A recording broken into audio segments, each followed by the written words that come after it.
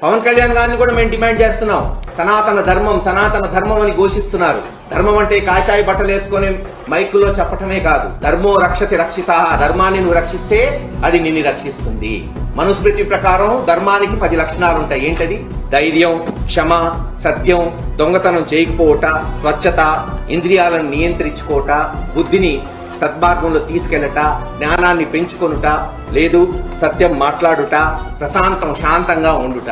ఇవి ఎక్కడన్నా కనపడుతున్నాయా? మైకులు ఎత్తి అమనాభూతులు, విమర్శలు, ఎదురుదాడులు తప్పితే ఈ 10 లక్షణాలు ధర్మాన్ని రక్షిస్తాయి, ధర్మాన్ని నిలబెడతాయి. ఈ దేశం కరుణాకర్ రెడ్డి గారు ఇచ్చిన వెంటనే చంద్రబాబు నాయుడు గారు సరే ముఖ్యమంత్రి గారు ప్రతిదానికి పోలక్కర్లేదు, లోకేష్ గారో పవన్ కళ్యాణ్ గారో అక్కడికి పోయి, ఎందుకంటే తిరుపతి గోవు సెంటిమెంట్లే కాదు, అన్ని రకాలుగా భావోద్వేగాలతో కలిగిన అంశాలు ఇవన్నీ. ఒక సీరియస్ ఇష్యూకి వాళ్ళు పోయి ఈవో వల్ల కావట్లేదు, చైర్మన్ గారి వల్ల కావట్లేదు, అధికారుల వల్ల కావట్లేదు, ఇంక ప్రజలు ఎటువైపు చూడాలి చెప్పండి? ఆ దేవుడి వైపే చూడాలి.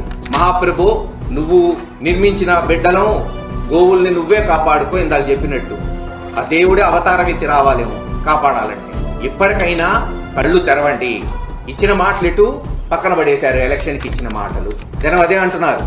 ఎలక్షన్కి ఇచ్చిన మాటలు నట్టేటిలో ముంచి ప్రజల నోట గడ్డ కొట్టి సొంత వారికి దోచిపెట్టి సభలకెక్కువాడు సచ్చు పెద్దమ్మరా అంటున్నారు.